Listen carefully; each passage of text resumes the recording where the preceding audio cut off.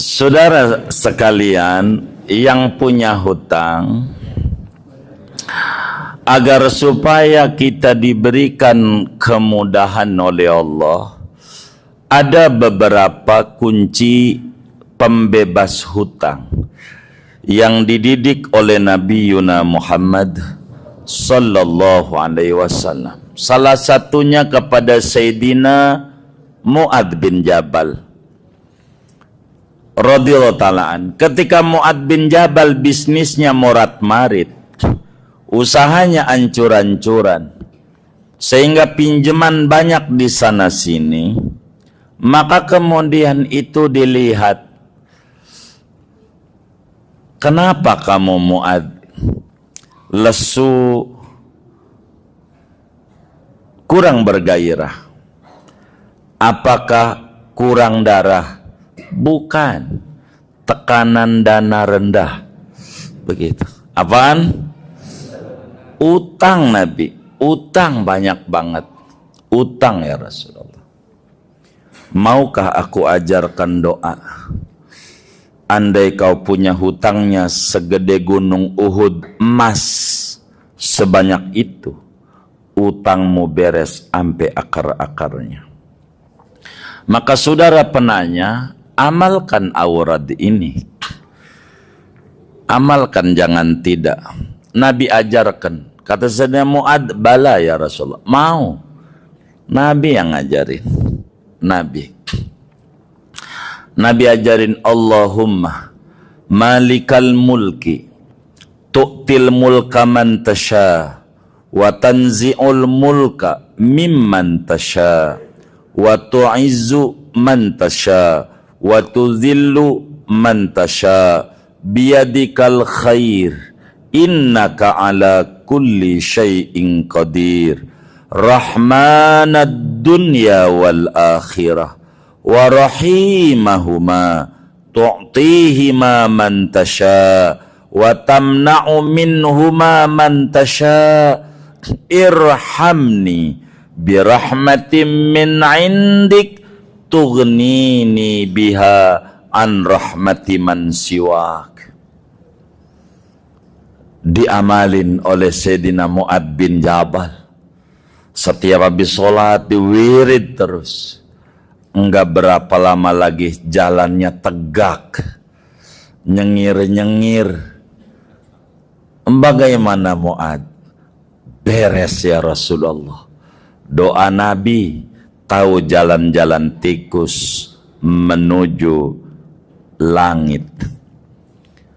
Begitu juga kalau mau diamalin banyak utang, ya Allah, amalin apa yang Nabi ajarkan. Kepada Sayyidina Abu Umamah radhiyallahu ta'alaan, ketika duduk di masjid zuhur, orang pada pulang, masih di masjid aja. Ampe asar masih di masjid aja, enggak kemana-mana.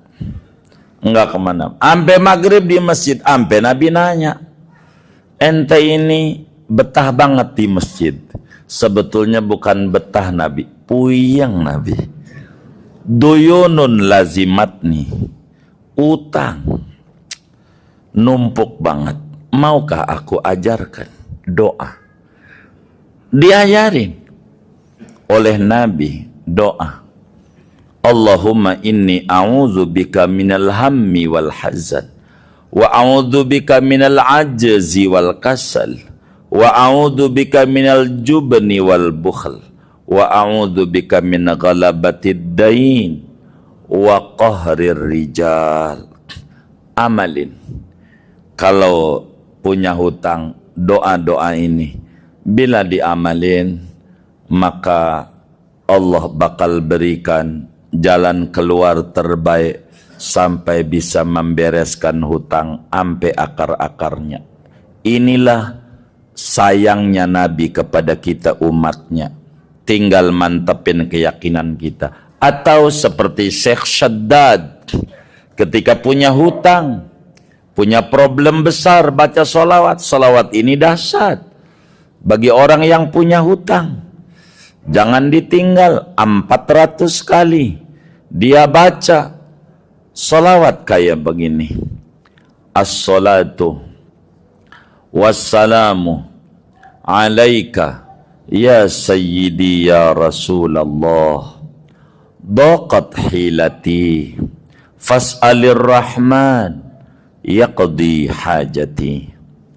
Salawat dan salam selalu tercurah kepada engkau, wahai junjunganku, wahai Rasulullah. Buntu upayaku, saya udah mumet, mentok banget saya ini ya Rasulullah. Karena itu mintakan kepada Allah agar Allah mewujudkan hajatku dengan segera. Silakan itu baca bagi kita yang punya hutang, atau wiridan yang biasa saya kasih juga kalau serius bisa yang sallallahu ala Muhammad, sallallahu ala Muhammad, sallallahu ala Muhammad. Itu aja juga bisa, tapi tentu mengukur hutang. Kalau hutangnya banyak, ya jangan 100. Bagi habis sholat itu mau bentar, semenit doang. Baca kalau hutangnya banyak 10.000. 10.000. 10.000 itu memakan waktu kurang lebih sejaman lebih dikit. Banyak yang datang ke rumah. Mohon maaf, baik dari Makassar, dari mana lagi ya, dari Lampung, saya lupa dah, banyak banget yang datang ke rumah tuh. Datang apa ini? Menyampaikan terima kasih. Setelah saya baca itu salawat 10.000, saya nggak tinggal 40 hari, udah kelihatan tanda-tandanya geliat. Utang saya ini Pak Kiai 10 miliar. Allah kasih beres. Begitu. Ada banyak kalau teman-teman datang. Jadi berta'alluqlah kepada Allah melalui Rasulullah sallallahu alaihi wasallam. Bagi kita yang punya hutang serius, tangisi Allah. Tangisi Allah. Allah bereskan. Amalan tadi dibaca. Begitu, baca diulang-ulang. Allahumma malikal mulki tu'til mulka man tasha wa tanzi'ul mulka mimman tasha wa tu'izzu man tasha wa tudhillu man tasha biyadikal khair innaka ala kulli syai'in qadir rahmanad dunya wal akhirah wa rahimahuma tu'tihi ma man tasha tamna'u minhu man tasha irhamni bi rahmatin min indik tughnini biha an rahmati man siwak. Amalin banyak terkait punya hutang, mau banyak. Atau kalau saudara luasnya habis sholat subuh, baca aja Fatihah habis sholat subuh 40 kali. Jangan kagak, khususnya yang punya usaha-usaha. Habis sholat subuh 40 kali. Sesudah 40 kali balikan doa. Begini doanya. Ilahi ilmuka kafin anis su'al ikfini bihaqqil fatihati su'alan wa karamuka kafin anil maqal akrimni bihaqqil fatihati maqalan wa hassil ma fi dhamiri. 3 kali ditutup ya man la yashghaluhu sam'un an sam'in wala tughlituhu kathratul masail wala yatabarramuhu ilhahul mulihina min ibadihi alaih adhiqna barda rahmatik wa karamastijabatik. Bila ini dilazimkan habis sholat subuh, dia punya usaha menurun, Allah bangkitkan. Dia punya hutang segede gunung, Allah bereskan. Banyak saudara yang diajarkan oleh agama berbicara ini. Namun kalau Fatihah 40 kali ini hadaratnya sesudah kepada Nabi, lalu kemudian kepada Muallim Syafi'i Adzami, khususnya itu kepada Sayyid Muhammad Haqqin Nazili. Baru dah baca Fatihah 40 kali itu. Insya Allah urusan kita dibereskan oleh Allah sampai akar-akarnya. Yang penting mantepin keyakinan kita dengan rahmat kasih sayang Allah Subhanahu wa taala kepada kita. Inilah yang bisa saya berikan, yang saya berdoa moga-moga antum yang bertanya, yang meminta ini, amalin ini, moga urusan-urusan antum dimudahkan oleh Allah, hutangnya segera dibereskan oleh Allah. Ingat, kalau Allah bagi rezeki, jangan beli motor lagi, bayar utang dulu. Begitu dikasih rezeki, kredit kulkas lagi, utang dulu. Ini dulu atu-atu. Kalau ini dijalanin, insya Allah utang sebanyak apapun Allah bereskan. Apatah lagi kalau sholat sebelum salam, habis innaka hamidum majid, Allahumma inni a'udzubika min adzabil qabri wa min adzabin nar wa min fitnatil mahya wal mamat wa min fitnatil masihid dajjal wa a'udzubika minal maghram wal ma'sam. Jangan tinggal ini setiap sholat, enggak bakalan punya utang. Syukur sama Allah, saya ini termasuk orang yang ngamalin itu jadi setiap sholat, dan Allah mudah-mudahan sampai wafat enggak punya utang begitu. Jadi ini jangan ditinggal. Sebetulnya Nabi itu sayang sama kita, tinggal kitanya aja mendekat kepada Allah lewat pintu Rasulullah Sallallahu Alaihi Wasallam. Banyak kalau kita bedah abwabul faraj, pintu-pintu kelapangan yang diajarkan Nabi, tinggal kita mengamalkannya. Ini saja, meski masih banyak doa-doa, takut semuanya puyeng ngamalinnya kalau banyak-banyak, tapi mudah-mudahan segini sudah cukup memadai. Nabi yang diajarkan kepada Muadz bin Jabal, ya Muadz, atau kama qala Rasulullah sallallahu alaihi wasallam, wahai Muadz, wa'allimuka du'aan, aku akan ajarkan kepadamu satu doa. Ya, dan jelas kalimatnya, bisa mengentaskan kesulitanmu, utang-utangmu, dain kalimatnya itu, walaupun itu sebesar Jabal Uhud, gunung Uhud. Masya Allah. Ya, Muadz, maukah engkau aku ajarkan satu doa yang kalau engkau baca itu, engkau punya utang, terjebak dalam satu kondisi, ya, walaupun sebesar gunung Uhud, Allah akan melapangkannya. Ya, teman-teman yang pernah umrah, pernah haji, tahulah seperti apa gunung Uhud itu. Ya, panjangnya luar biasa dan seterusnya. Itu ilustrasi. Ya, bukan berarti harus segunung Uhud begitu. Gambarannya sebanyak apapun, kalau benar-benar kita terkoneksi dengan Allah. Bukankah Allah Maha Kaya, Maha segalanya, yang mudah mengangkat, mudah menurunkan, mudah memberi, mudah juga menghilangkan sesuatu, mengangkat yang baik, memberi yang baik, menghilangkan yang buruk, itu kan, dan seterusnya. Maka Muadz tentu mengiyakan, dan Nabi kemudian sallallahu alaihi wasallam memberikan petunjuk doanya, itu kan. Maka beliau memulai dengan Allahumma, itu kan. Kalau kita baca ayatnya kan kulillahumma, ya. Nah, kita bisa bacakan langsung potong dari kata Allahumma-nya berdasarkan pengajaran dari Nabi sallallahu alaihi wasallam kepada Muadz bin Jabal. Itu bisa dicek di hadisnya. Allahumma malikal mulki. Coba buka mushafnya, ya. Buka mushafnya. Teman-teman buka mushaf ini, mushaf masing-masing di rumah, cari Quran surah ketiga Ali Imran ayat 26. Kan kata kulnya di situ, kalau kita baca Quran harus dibaca semuanya. Qulillahumma. Tapi kul itu kan katakan, ya, perintah Allah kepada Rasulullah. Nah, kita bisa dalam konteks berdoa, kita bisa langsung bacakan dari Allahumma-nya.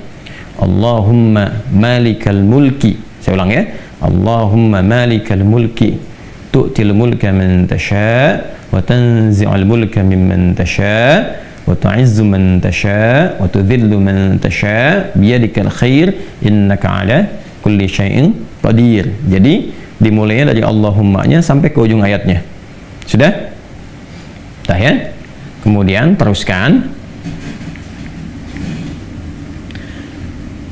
Rahmanad dunya, Rahmanad dunya. Saya tulis ya, teman-teman itu bisa screenshot ya. Rahmanad dunya wal akhirah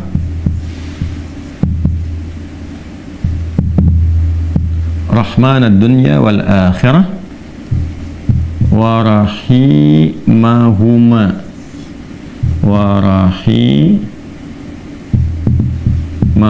teruskan. Jadi begitu selesai yang Ali Imran 26-nya, ya kita baca dari Allahumma-nya, Allahumma malikal mulki tu'til mulka man tasha wa tanzi'ul mulka mimman tasha wa tu'izzu man tasha wa tudhillu man tasha biyadikal khair innaka ala kulli syai'in qadir rahmanad dunya wal akhirah wa rahimahuma. Jelas ya? Tu'ti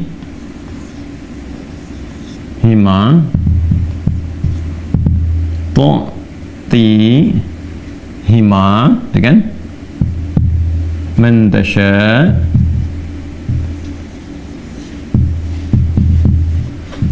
dah wa tamna'u minhuma man tasha.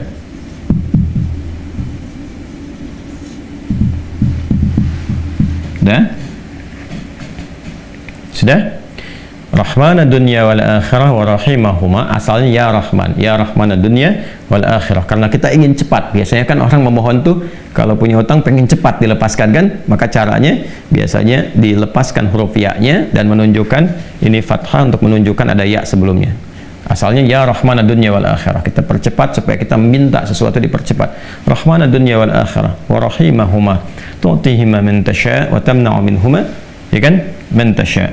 Allahumma malikal mulki tu'til mulka man tasha.